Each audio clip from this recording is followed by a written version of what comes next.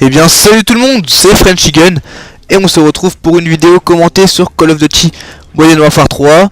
Donc voilà, là je suis sur une petite partie de domination.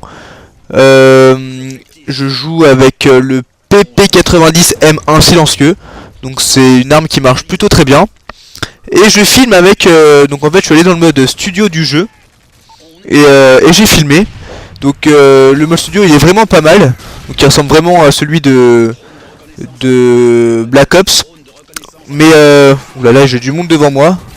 Mais il faut savoir quand même qu'il y a plutôt pas mal de décalage au niveau du tir. Quand on tire au niveau de la croix apparaît un peu après. Donc et il bug aussi plutôt pas mal le mode studio. Donc mais ça c'est largement suffisant pour filmer une vidéo comme je fais là.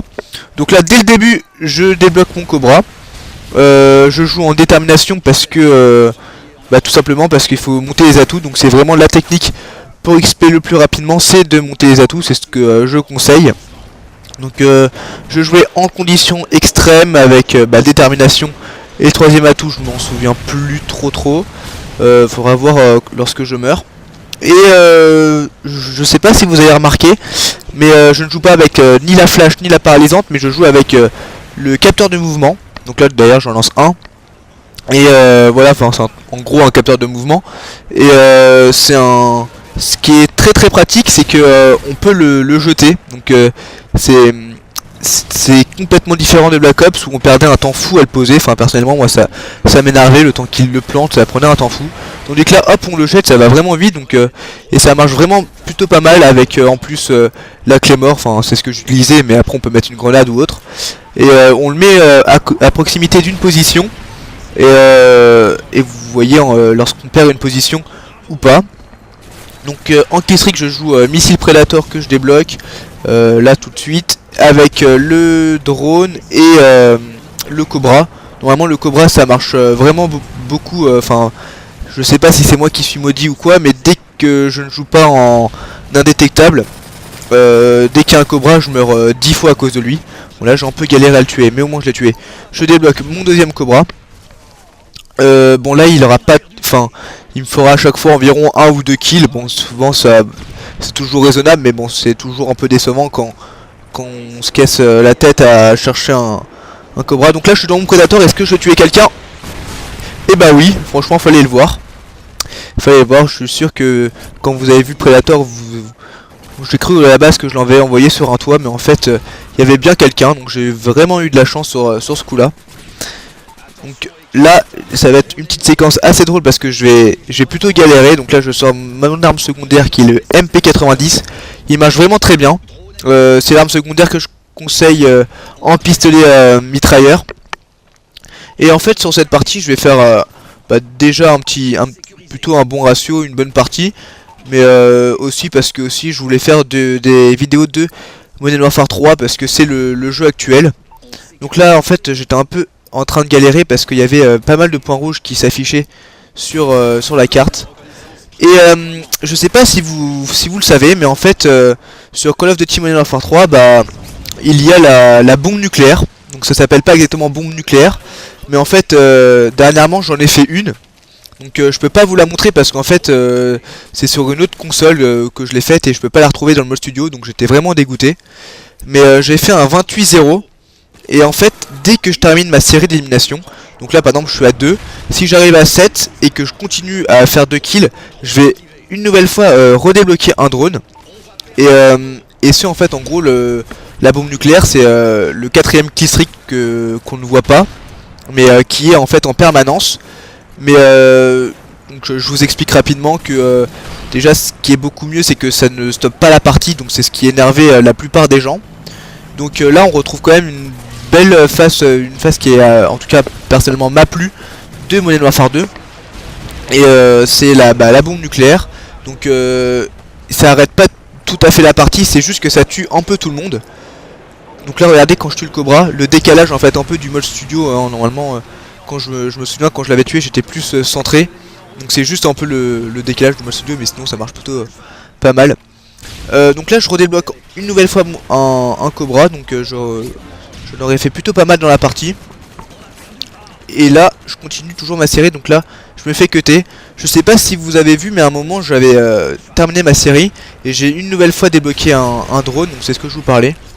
Donc l'ennemi qui est derrière, je sais pas si je l'avais pas vu ou si j'avais peur de sa machine là avec qui il se baladait, je sais, IMS, je crois que ça s'appelle ça comme ça. Je trouve ça tellement noob, tellement nul. Au début je trouvais ça stylé, mais bon voilà, c'est toujours ce qu'on a dans les colis, ça change pas trop. Et il m'a tué. J'aurais dû peut-être me cacher, mais à mon avis j'ai dû penser que c'était un allié. Et dans cette map, faut toujours jouer dans les bâtiments parce que c'est là où on peut voir les positions sont toujours à terre et ne sont jamais dans un bâtiment, en tout cas dans la carte. Donc du coup, lorsqu'on est dans un bâtiment, on a toujours un œil sur les deux, au moins A, B ou C et A. Donc C et B pardon. Toujours la position centrale et les positions sur les côtés. Donc c'est ça qui est intéressant de jouer dans les bâtiments. Et le fait de pouvoir mettre un capteur de mouvement et une clé mort, ça marche vraiment pas mal. Donc voilà, c'est la partie quand même se déroule vraiment pas mal. Le PP90M1, ça marche vraiment très bien. Je vous conseille de l'utiliser. Avec bon là je joue avec le détermination, il y a aucun, enfin je joue pas avec des atouts de base. Personnellement moi je joue plus avec bonne gâchette, passe-passe, tout ce qui est rapide, ou alors discrétion avec indétectable ou encore je sais plus comment ça s'appelle, il me semble que c'est espion ou assassin. Donc je joue plus soit ça ou soit avec passe-passe, mais jamais avec ces atouts là. Mais ça c'est vraiment le conseil. La preuve, je suis déjà niveau 80. Ça monte très vite quand on monte tous les atouts, parce que c'est ce qui nous fait le plus monter. Même si là je l'ai en pro, on peut encore continuer. D'ailleurs ce principe il est vraiment bien. Lorsqu'on a un atout en pro, on gagne toujours de l'XP. Il y a toujours de nouveaux défis. Dans Modern Warfare 3 il y avait toujours des défis, mais là il y en a encore plus. Donc personnellement moi ça m'éclate de faire des défis. En plus ça nous oblige un peu à jouer avec différents atouts, différentes armes. Bon là en l'occurrence ce sont les atouts que je vous parle. Donc là je me tape une assistance, c'est dommage. Donc là j'ai ramassé une arme viseur laser holographique, j'arrive jamais à les reconnaître. D'ailleurs les viseurs laser c'est exactement les mêmes que Code 4. Donc c'est juste le petit côté Code 4 dans ce Modern Warfare. Alors que personnellement moi je m'attendais plus à du Code 4 et du Modern Warfare 2, mais en fait c'est plutôt du Black Ops et du Modern Warfare 2, mais bon je crois que tout le monde l'avait remarqué. Le système de reprendre les clés morts, c'est exactement les mêmes systèmes que Black Ops. Il y a quand même pas mal de, j'ai envie de dire, de copies, même au niveau du même studio. Le menu c'est exactement le même. On peut faire la même chose au niveau des ralentis, etc. Par contre je préférais quand même le mode studio de Black Ops. Tout à l'heure je m'étais justifié parce qu'il était vraiment plus net. Et aussi pendant que j'y suis, comme là je suis en train un peu de comparer les deux, je tiens à préciser que personnellement j'aime pas trop le couteau de lancer de Modern Warfare 3. Donc celui de Modern Warfare 2 me plaisait plutôt pas mal. Mais quand même le mieux c'était celui de Black Ops, le Tomahawk, qui était personnellement moi je l'adorais. Ça partait vraiment, c'était vraiment vif, c'était fluide, enfin c'était le truc parfait. Donc là ils ont remis le couteau de lancer. Bon je sais pas ce qui plaît, donc moi je préfère le Tomahawk. Donc là c'est la petite séquence de la fin où je galère, mais finalement je les aurais tués, vive les noobs. Donc la partie tous à sa fin, j'espère que elle vous aura plu. Donc je vous dis à la prochaine pour une nouvelle vidéo. Donc ce sera sûrement sur Modern Warfare 3. Salut tout le monde.